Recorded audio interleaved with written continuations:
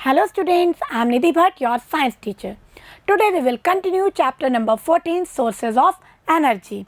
In previous video we had discussed about conventional sources of energy. We had discussed about fossil fuels, we had discussed about thermal power plant and hydropower plant. And today we will start part number 3, improved technology in conventional source of energy. जो conventional source of energy है उनमें ही कुछ improve technology के through हम कैसे energy source को better बना सकते हैं उसके बारे में हम इसमें डिस्कस करेंगे. So let's start. First we will start with biomass. What is biomass? Animal waste and plant waste are called biomass. तो देखेंगे the dead part of plant and trees and the waste material of animals are called biomass. इन सबको मिलाकर के हम क्या कहते हैं स्टूडेंट? बायोमास. तो बायोमास से भी हमको एनर्जी मिल सकती है, तो ये भी एक फ्यूल की तरह यूज़ होते हैं. Okay student. सो हम बायोमास की फॉर्म में यूज़ करते हैं वुड को. बहुत एंशिएंट टाइम से, बहुत पुराने टाइम से आज भी रूरल एरिया में वुड को फ्यूल की फॉर्म में यूज़ करते हैं. Okay student. It is a biomass and use as a fuel for a long time. ठीक है. बट इसको यूज़ करने के कुछ डिसएडवांटेज हैं. ठीक है. एक तो इसकी कैलोरीफिक वैल्यू लो होती है और ये बहुत ज़्यादा स्मोक प्रोड्यूस करता है. तो देखेंगे disadvantage of using wood as fuel. जब हम वुड के फॉर्म में फ्यूल को यूज़ करते हैं तो क्या डिसएडवांटेज होते हैं? Produces a lot of smoke. ये बहुत ज़्यादा स्मोक प्रोड्यूस करता है. Do not produce much heat, और हीट भी कम प्रोड्यूस होती है. मीन्स हमें ज़्यादा क्वांटिटी में यूज़ करना पड़ता है तब जाके हमें थोड़ी एनर्जी मिलती है. ठीक है.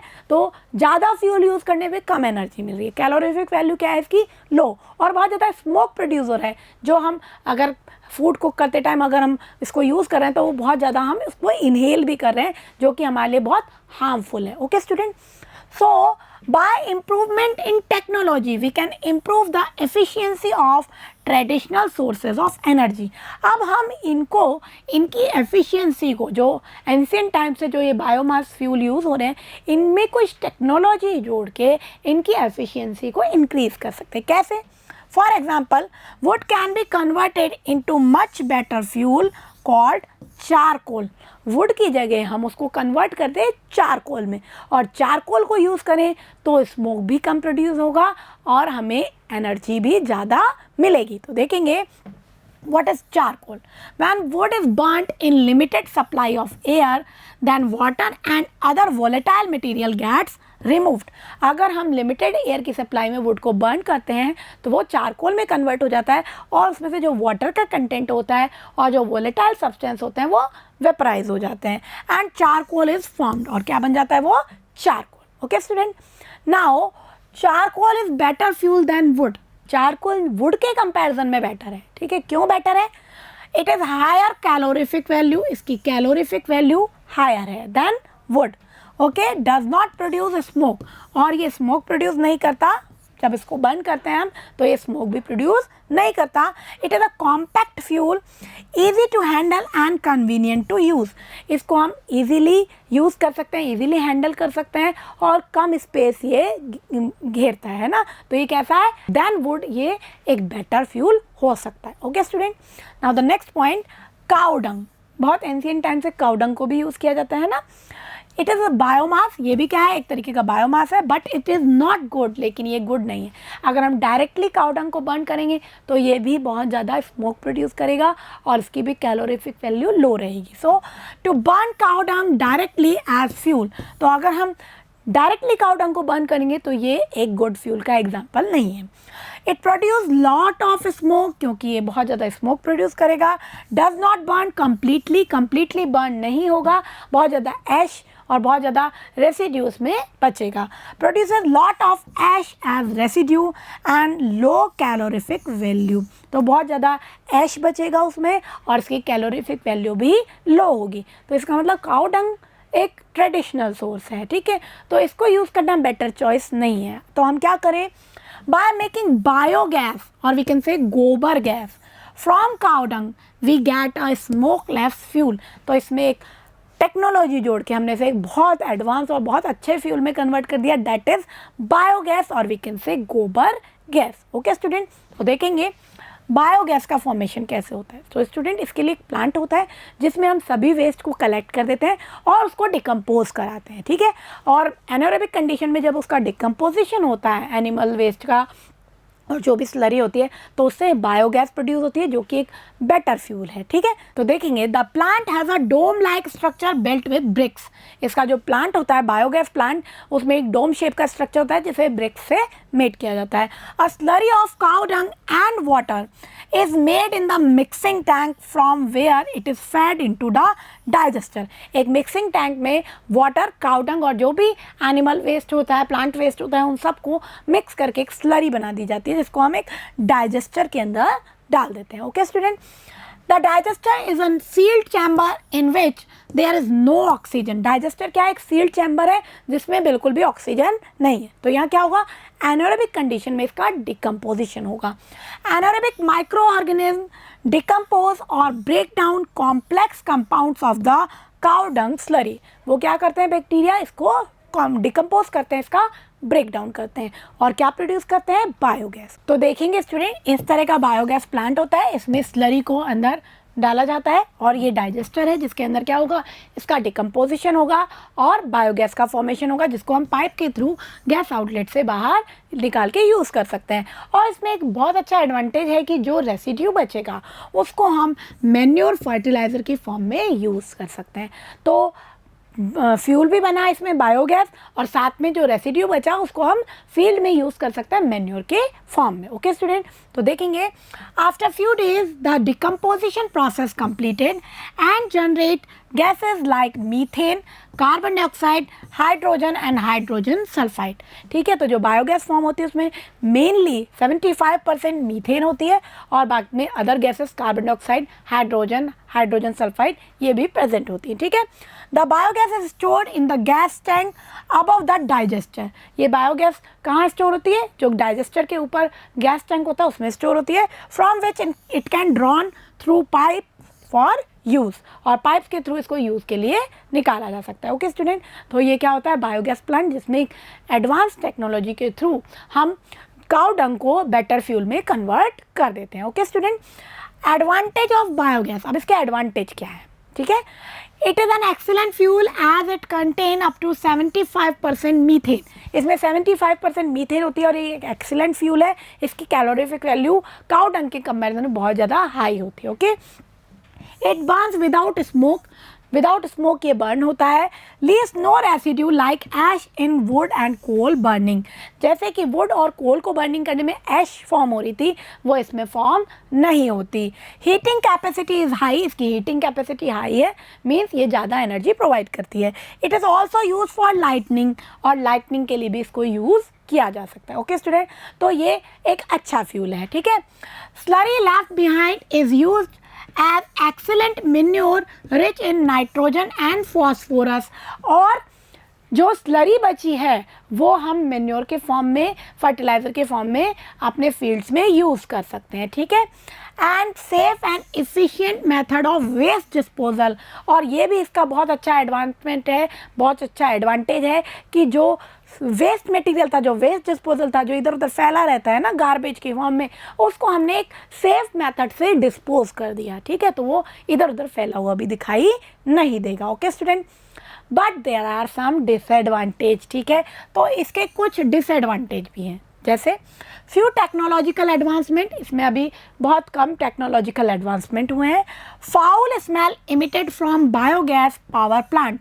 इस बायोगैस पावर प्लांट से बहुत ही ज़्यादा एक बेकार सी फाउल स्मेल निकलती रहती है। ठीक है, एंड कंटेन इम्प्योरिटीज़। इसमें कुछ इम्प्योरिटीज़ भी रह जाती हैं। एंड प्रोड्यूस मीथेन, क्योंकि इसमें मीथेन प्रोड्यूस हो रही है, तो अगर उसका लीकेज होगा तो मीथेन क्या है? एक green house gas, and it causes green house effect. ठीक है, तो ये क्या है? ग्रीन हाउस गैस है, तो ये क्या करेगी? ग्लोबल वार्मिंग कर सकती है। ओके स्टूडेंट, तो ये क्या है? इसके कुछ disadvantage. Okay student, now the next, wind energy. ये भी क्या है? एक तरीके का न्यू टेक्नोलॉजी पे बेस्ड हमारा एनर्जी सोर्स है। इसमें हम क्या करते हैं? विंड। विंड क्या है? Means moving air. जो एयर मूव करती है उसको हम विंड कहते हैं। तो उस विंड एनर्जी की, उस विंड की जो काइनेटिक एनर्जी है उसको यूज़ करके हम विंड मिल से क्या करते हैं?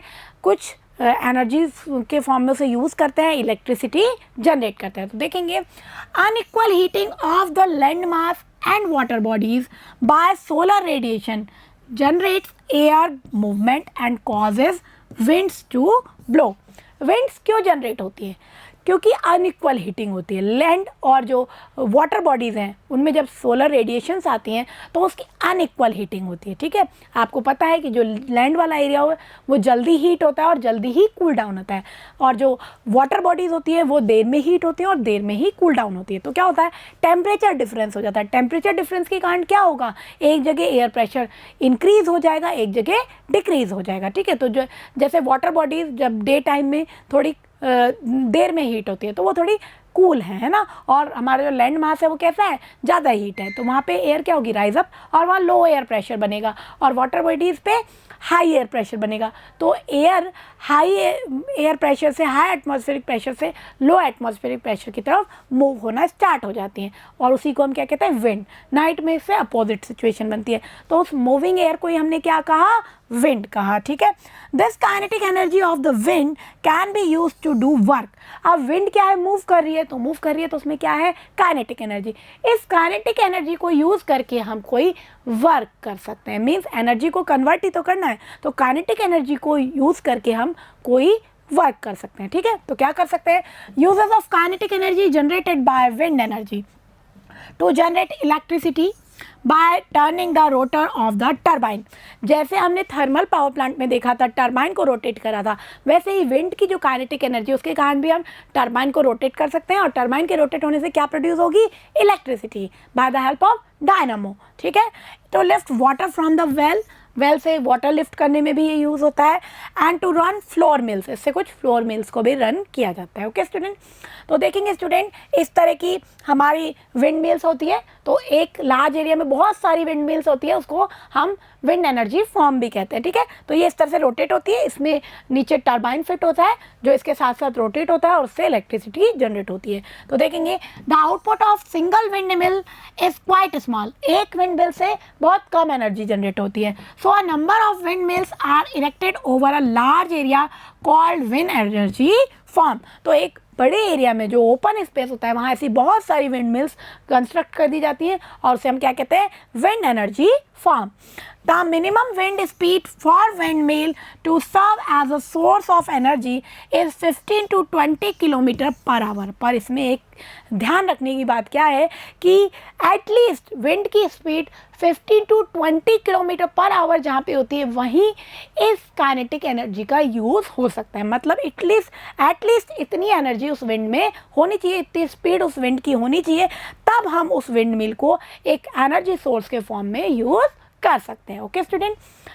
Advantage of wind energy. अब एडवांटेज क्या है, इसमें बिल्कुल भी पॉल्यूशन नहीं हो रहा, इसमें हमने कोई कोल को बर्निंग नहीं की, कोई स्मोक प्रोड्यूस नहीं हुआ, तो ये कैसा है, इको फ्रेंडली। कैसा है ये, eco friendly.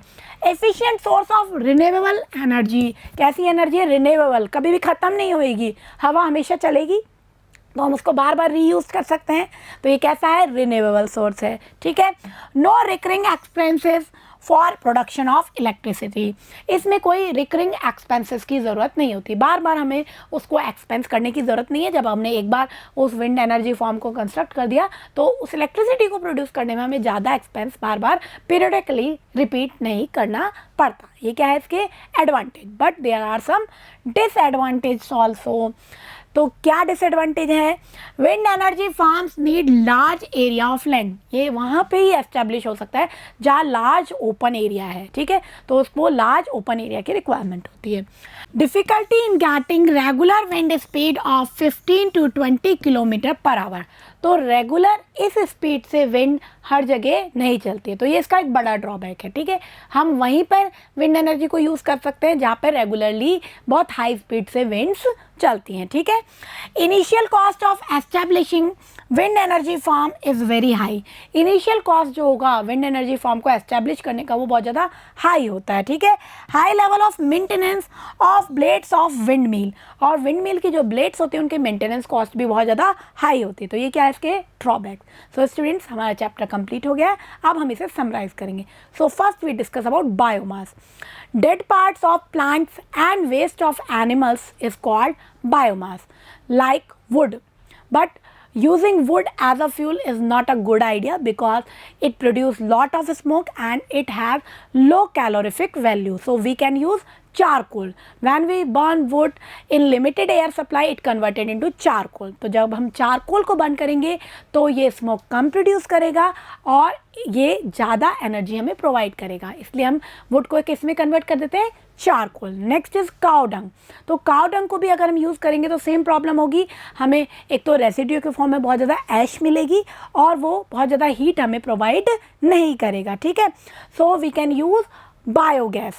In biogas plant, a slurry with water and cow dung is mixed and pour into digester. तो डाइजेस्टर के अंदर हम एक स्लरी को पोर कर देते हैं जिसमें काउ डंग जो भी एनिमल वेस्ट होता है, प्लांट वेस्ट होता है, उसको वाटर में मिक्स करके उसमें डाल दिया जाता है। And in anaerobic condition it decompose and form biogas. और एनारोबिक कंडीशन में इसका डिकम्पोजिशन होता है और बायोगैस फॉर्म होती है जिसमें 75% मीथेन प्रेजेंट होती है। It is a excellent fuel, it not produce smoke and it gives high energy. ये हमें ज़्यादा एनर्जी प्रोवाइड कराता है, इसमें कोई रेसिड्यू फॉर्म नहीं होता है, कोई ऐश नहीं बचता है और ये स्मोकलेस फ्यूल होता है। एंड जो स्लरी जो हमारी जो लेफ्ट होती है, जो बचती है, उसको हम मैन्योर की फॉर्म में यूज़ कर सकते हैं। तो ये एक एक्सीलेंट फ्यूल है, बट यहाँ पे भी कुछ लिमिटेशंस हैं, जैसे कि ये मीथेन को प्रोड्यूस करती है जो कि एक ग्रीन हाउस गैस है। एंड फाउल स्मेल इस बायोगैस प्लांट से हमें आती है, एक बहुत ही बेकार सी स्मेल हमें इसमें से आती है। Then we discuss about wind energy. We use kinetic energy of wind and rotate turbine and produce electricity. इसमें हमने क्या किया, जो विंड है, जो मूविंग एयर है, उसकी काइनेटिक एनर्जी से हम फ्लोर मिल को रन कर सकते हैं और उससे टरबाइन को रोटेट करके हम इलेक्ट्रिसिटी प्रोड्यूस कर सकते हैं। तो इसके बहुत अच्छे एडवांटेज हैं, जैसे कि ये इको फ्रेंडली है, इससे कोई पॉल्यूशन नहीं होता, ये एक रिन्यूएबल सोर्सेज है, मीन्स इससे क्या हो सकता है, हम इसको रिन्यू कर सकते हैं, ये कभी भी ख़त्म नहीं होता है, ठीक है। But there are some disadvantage, इसके डिसएडवांटेज भी हैं, जैसे कि regular wind speed 15 to 20 kilometre per hour हमें ऑब्टेन नहीं होती है सब जगह, और हमें एक लार्ज एरिया की रिक्वायरमेंट होती है इसके लिए। और इसमें जो मेंटेनेंस कॉस्ट है और जो एस्टेब्लिशमेंट कॉस्ट है वो बहुत ज़्यादा हाई होती है। तो ये क्या है इनके ड्रॉबैक्स। तो स्टूडेंट, हमारा आज का टॉपिक कंप्लीट हो गया है, इसको अच्छे से लर्न करेंगे। In next video we will discuss non conventional sources of energy. तब तक इसको लर्न करते रहेंगे। Thank you.